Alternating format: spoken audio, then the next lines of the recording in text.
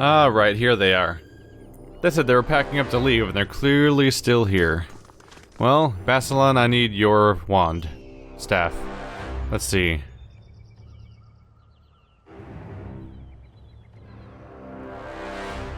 I'm in need of a shard of pure azulith. That wouldn't be the one on the end of your staff, would it?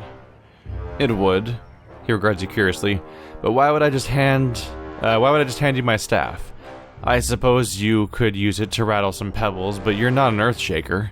You can't possibly mean to use it for a greater earth spell.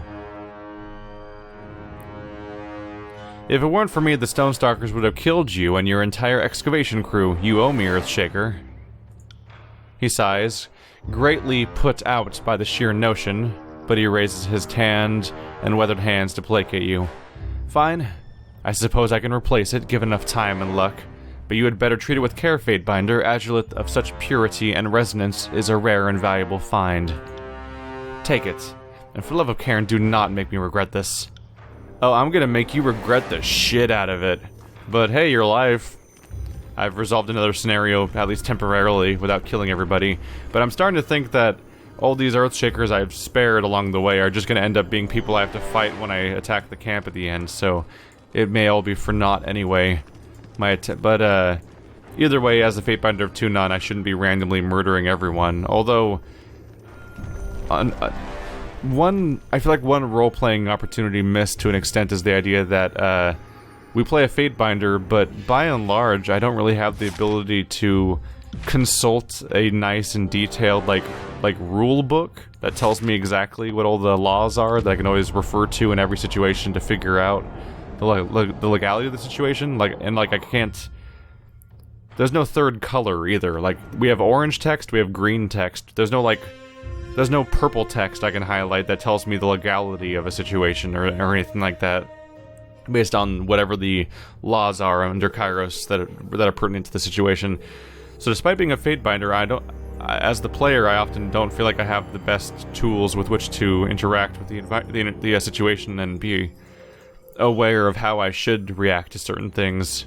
And so sometimes I feel like I may even accidentally contradict the law of Kairos by just not really knowing for sure what the law is. But as a general rule, I often defer to that one rule that's been repeated a lot, which is that if we kill everyone, there's no one left to rule, which comes with some assumption that perhaps I don't want to kill everyone. So when I get a chance to, I spare a life, if that's an option. I'm gonna take a moment to talk to my party members just to see if they have any contextual dialogue as we're moving on.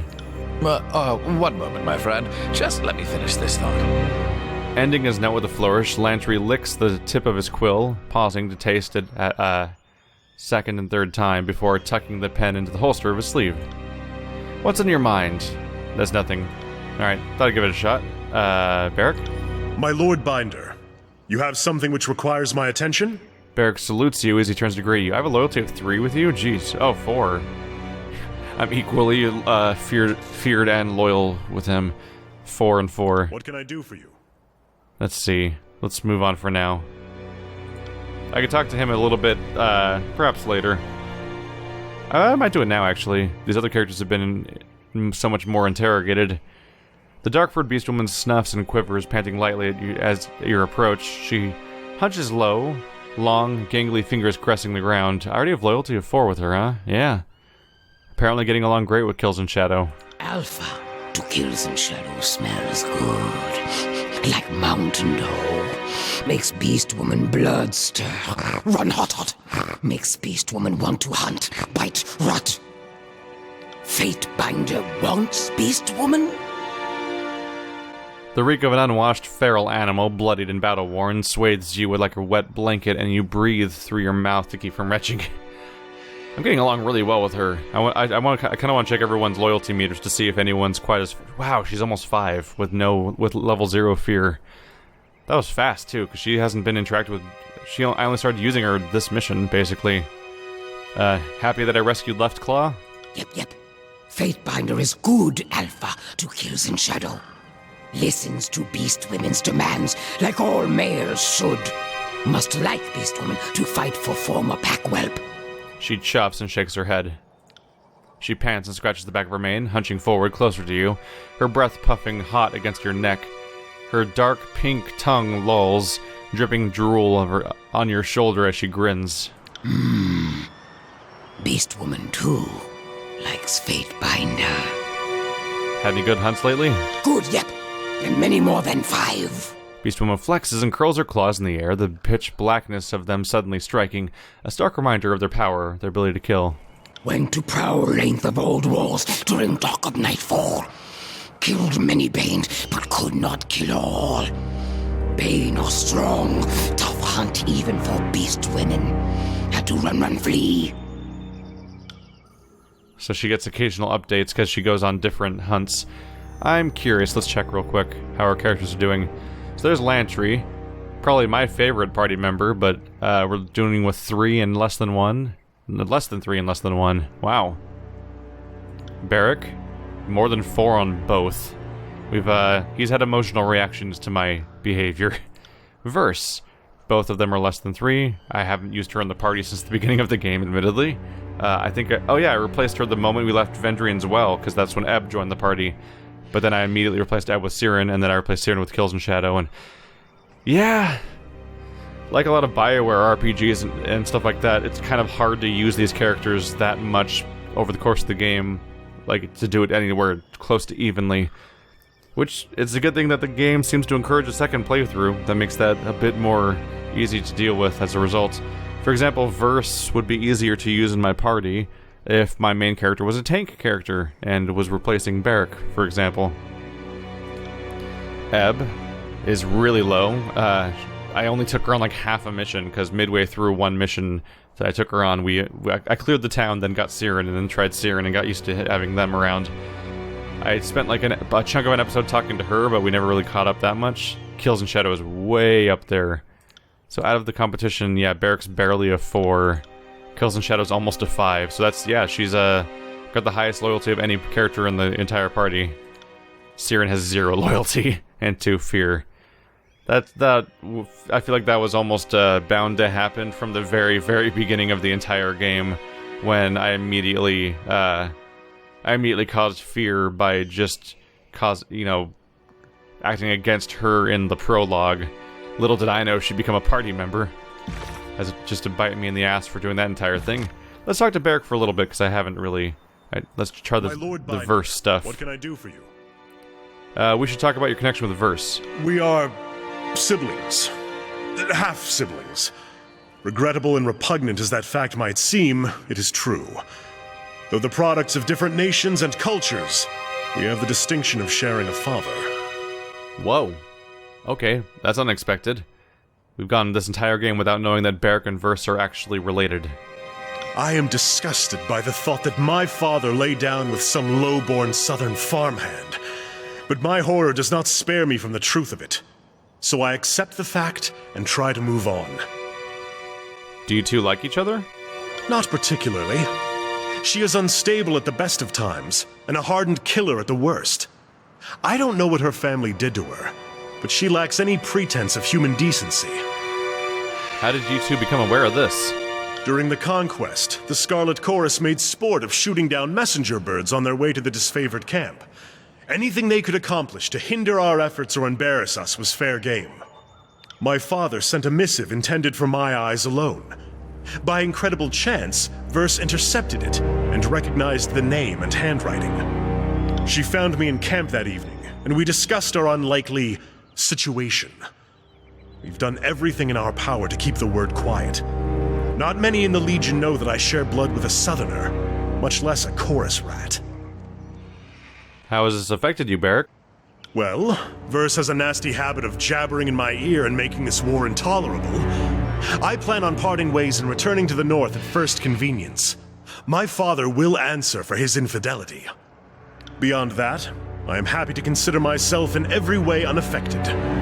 My superiors once accused me of having an impulsive streak, but I have worked to suppress it at every turn. Does it matter if you have an impulsive streak? It's infidelity, you say, so that means that That means that you are descended of 2 Northerners, right? While Verse is descended of a Southerner and a Northerner, so you wouldn't get an impulsive streak from the Scarlet Chorus if your mom and your dad were both not from the Scarlet Chorus. Like, you share blood, but that doesn't mean that you share her traits that come from being a Scarlet Chorus, unless that's not being explained properly. That's weird. Let's see. I've heard enough, though I'd like to return to this topic when you're both present. If we must. One cannot imagine what can be gained of traveling together. I grant that we are both proficient fighters, but most days we get along as well as the archons of war and secrets. We will talk later. Yeah, the moment that came up that reminded me that I was talking about only talking to party members on towers because other party members that are not in the group at the time could chime in. Whoops. So yeah, that's something to bring up when Verse is around, and I should refrain from talking to my characters until I get back to the camp, back to the towers, because that's when any random person might chime in. I don't think they were going to care too much about Kills and Shadows interactions today, though. The fuck, marry, kill conversation already happened. The thug studies you on approach. You got the shard or not? I retrieved the shard of pure azulith from an earthshaker at Gulfglow. What are we waiting on then? Let's go, boss. Me and the gang are ready to rip the earthshakers to ribbons. Once we've crushed Cairn, we'll be local legends. We attack now. Lead on and lay us the way in, boss. We'll be in your wake. He gives you a mock salute, grinning with excitement and a surging thirst for bloodshed. Cut us a trail of body parts to follow in case we lag too far behind. Well, here we go. Disrupt the Earthshaker ritual and attack the Earthshakers and kill Cairn. Here we go. At this point, yeah, I'm pretty much just relenting to the idea of just doing whatever the hell the chorus wants of me for most of the campaign until until this trial of the Archons eventually happens that the entire game is taunting me with. I'm just going to accept that I'm an undercover agent at this point, and that I just have to do whatever the voices say. But if the moment comes to completely destroy both Archons with the evidence I've gained against them, I will gladly do so, because I want both of them gone at the end of the game. I just can't behave disloyally at all, really, without completely breaking the alliance. The lack of nuance is a bummer. Your options really are either be 100% loyal with them or murder them, and nothing in between. So I'm resigned to going one way, because apparently the story... My understanding is that the Anarchy route, where you don't side with the chorus or the disfavored, is supposed to be really boring, because I think it's supposed to, I've been told that it's just Blade and Mark sending you on missions over and over again for the rest of the game, because he becomes the guy that kind of tells you what to do. Hopefully the story of being a rebel is more interesting, because that's what I want to do next, is try and do what I can to side with elements of Vendry as well and everything. And that'd be fun, and that'd be a fun time to go wipe out the Scarlet Chorus. That'd be enjoyable. Here we go. Raise the rock bridge. Sorry. Guys, come back over here. I almost raised the rock bridge with my parties running around like my party members running around like idiots. I'm like, that'd be bad for me. There we go. Use the magic in the shard of pure azulith to raise the rock bridge.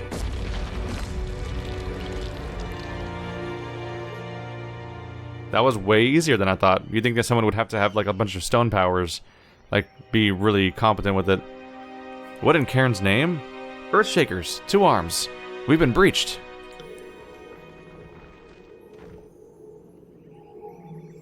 Time to make a mess. Oh yeah, we're not talking today. This is fight time. Well, everyone get started. See, there's an Earthshaker and Iron Walker. That's the big main tank of the group. There's 2 Iron Walkers, and wow, 2 Iron Walkers, a Stone Shield, and 1 actual Earthshaker in the group. This is gonna get chaotic fast. What are you doing right now? Oh, Bond of Honor, that's right. That makes sense. And he's doing replenishment, which also makes sense. Let's do... I could do a line attack, but it'd be a little iffy. Let's do, actually, my nasty bouncing attack on this character. I also learned something from a loading screen. If you are casting an AoE, one of my fears has been that the AoE would miss because I'm targeting a specific part of the screen and the enemies would run away from it. But apparently if you click on a specific enemy with your AoE ability, it will track that enemy, so if they're running across the map, it'll still detonate on them, and you'll just have to hope people are nearby if you are trying to hit multiple people. Okay. How blocked are we right now? Can Kills and Shadow even reach the fighting area? That's bad. Oh, that's bad. Lantry, you need to get back, even if there is a disengagement. You're just gonna have to accept the disengagement at this point. Ah, this bridge. Oh, this bridge is causing me problems right now. Okay. Can you run away? Can you run past the group? God damn it. Everyone run away. There we go. Kills and Shadow, you get in there. That was kind of a nightmare, but hopefully any damage taken can just be healed, so it won't be that big of a deal. That sucked, though. Okay. Now we should be able to make do. Can I do a line attack that hits multiple people? Yes, I can. Let's do that. That'll be fun. Barik. Iron Tolling, no. Clash of Iron. That'd be a good one to do here. And now that you're in here, we can start using attacks. Using Polish Arms, that's fitting here. That'll give him some nasty armor piercing. Okay, Lantry, move a little closer, because we're going to try to cash Surge of Glory on our two characters here. Cause a lot of bonus damage being created by them. Oh, and now my character's prone. That's not good. How long are you prone for? Are you standing right now? No, he's attacking right now, so the prone is down at that point. I'll have to recast that guy's attack though soon. Party's doing okay, but it may be a good idea to cast Healing Wisps and have that bounce around just to top everyone off again since we lost some. Let's see. Unravel Minds. That could cause a mess. Let's go for that. Unravel Minds on this crowd. It'll hit like 4 of them. There we go. There are positive effects to be had here. Maybe a fun time for Iron Storm because these guys have so much armor and they're not going down very quickly. Let's do that. Let's do Iron Storm. And you never got off your Surge of Glory. There we go. Might be able to hit all of my teammates here. There we go. Now everyone gets the bonus damage. If I can finish casting it. I never finished casting it. They interrupted me. Dick.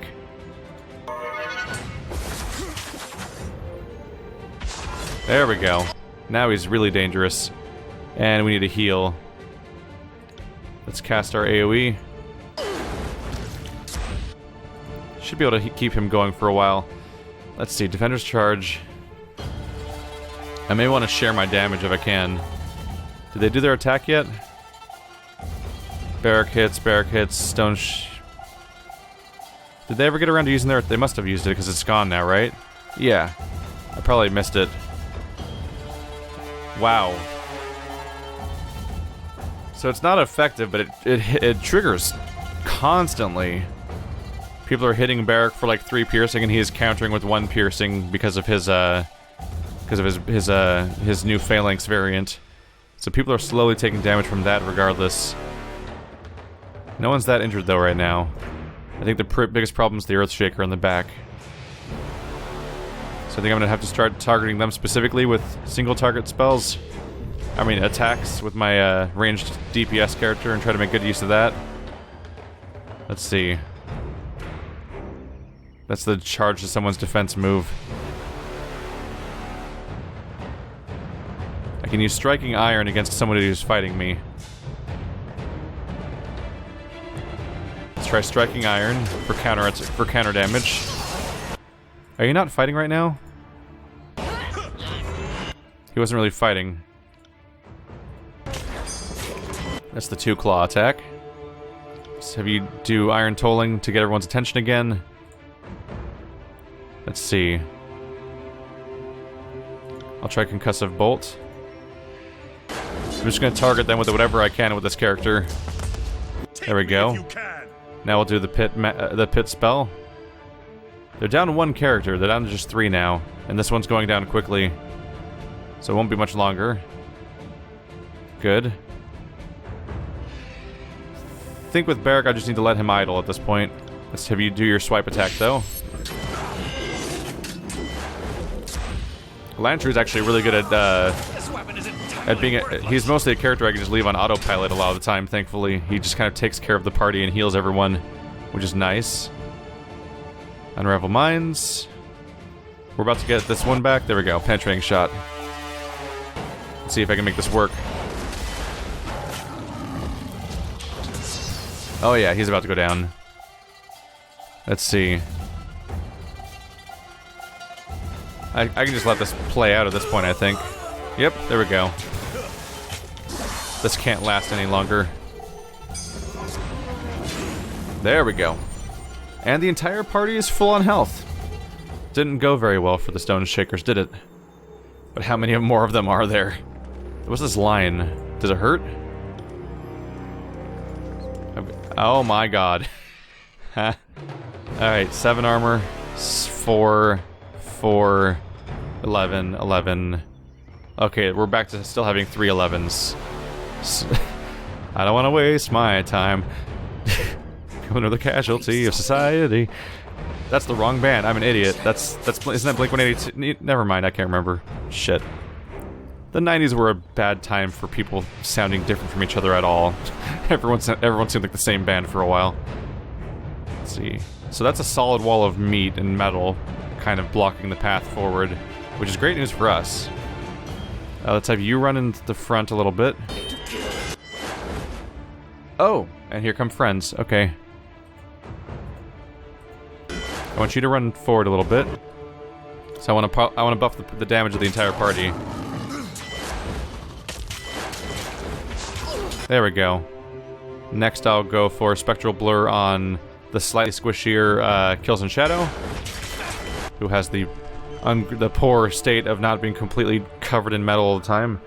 We'll do a bouncing attack because there's so many enemies around here to target. This is a great time for you to do AoE-based abilities, but you already used them, so you're on top of that. Iron Tolling, Blade Graze oh yeah. Petrified nearby enemies and Twisted Spires of Rock.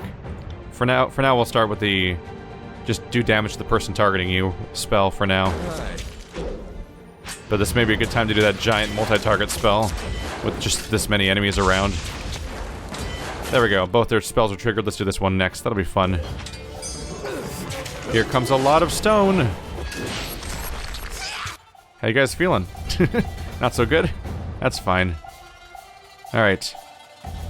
Let's have my Fatebinder back off once he gets a chance. He's a little too close to some of this mess. Do Polish Arms on Barik. Wait, doesn't it benefit more from being cast on me, though?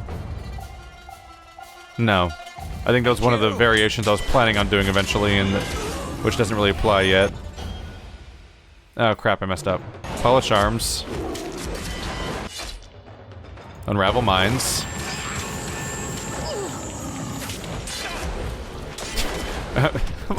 My party's not even at risk right now. It's just destruction right now. It's just death. Alright. Titan's Touch on Barik wouldn't hurt. I can use Titan's Touch on myself. Making these characters even scarier.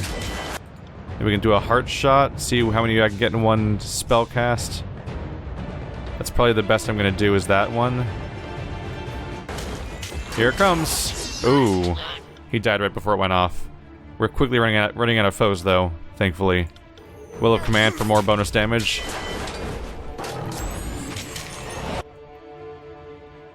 Do another bouncing prone attack. That's fun. I really enjoy my new bouncing attacks. Let's cancel the spell cast. Just have you target this guy. He'll be down in a moment. Oh yeah, this is super over at this point, and everyone's getting a lot of this combat's leading to a lot of experience spread throughout the party too. There we go. Fatebinder, have mercy. You cannot do this. If you disrupt the ritual of Fallowing, you don't know what'll happen. As punishment for their intransigence against Kyros, the family lands of many bastard-tier nobles were rendered lifeless by the ritual of Fallowing, a merging of Karen's power in concert with his disciples that would blight the landscape for generations to come. Through a waking and though a waking and active Archon of Stone was present in past iterations of the ritual could, at least in theory, draw its power from a less cogent Karen to oversee the mystic forces.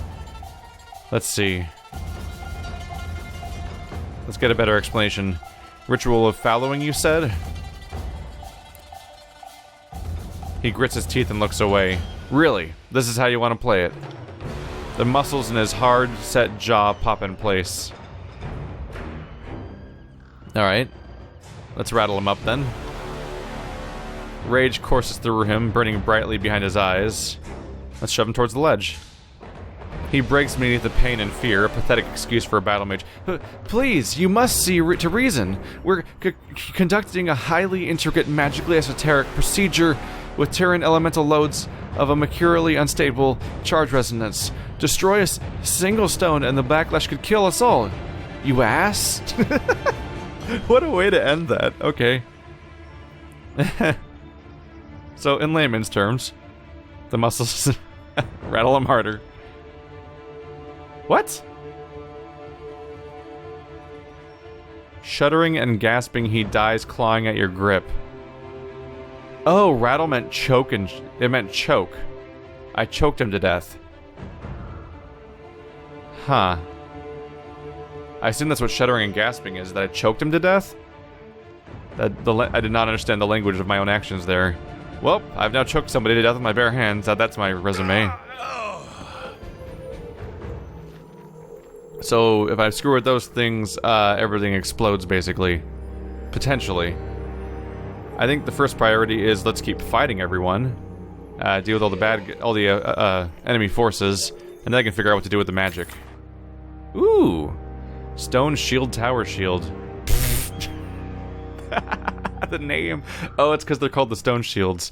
It's still really funny, though, to me. Oops. How is it comparable to what we're using here? Heater Shield. I assume it's the same thing as any other tower shield, right? They're better for a little bit more bias for parry instead of dodge, but that's about it, I think. A lot of the other stuff is pretty disposable. We'll pick it up for now and sort through it later. So we have more foes to clear out, so we'll make that the priority for now. Yep, there it is. Howdy, guys. How you doing? Having a good time? Are those guys gonna come help us, or are they just gonna leave us? Oh well. There's these three and that dude. Is everyone just gonna fight this dude and no one else is gonna join in? Are you serious? No one... Felt nothing. Well, he's not gonna last very long if nobody's gonna help him in the entire party. These guys are all just standing here. Well, might as well just let this one play out in real time. I could strategize, but it won't affect the outcome any faster. There we go. That guy next? Oh, now you're fighting. Well, that's awkward. You guys need to press forward, or this gets awkward fast. Okay, you go attack him.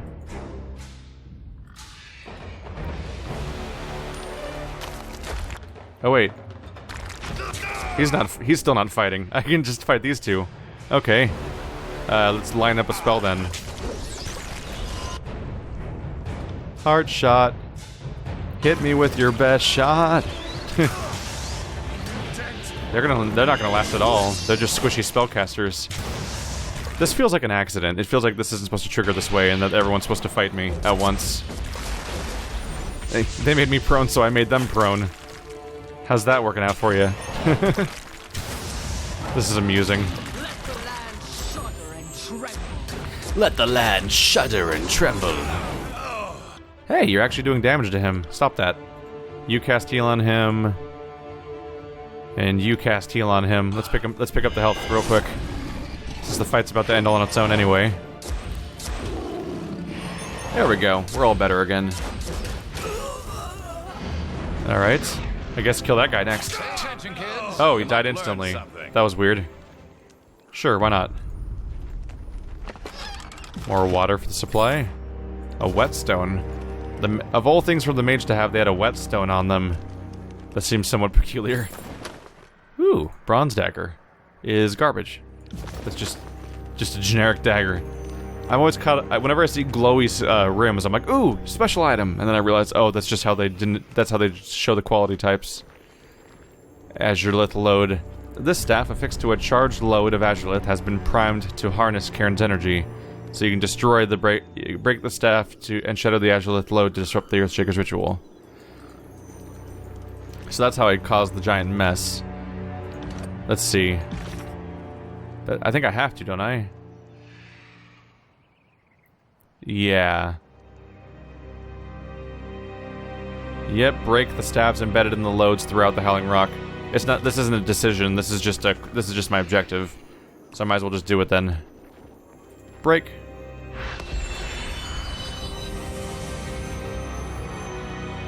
Anything blow up yet? No. Oh, who's running through? Who is that? Is that the leader?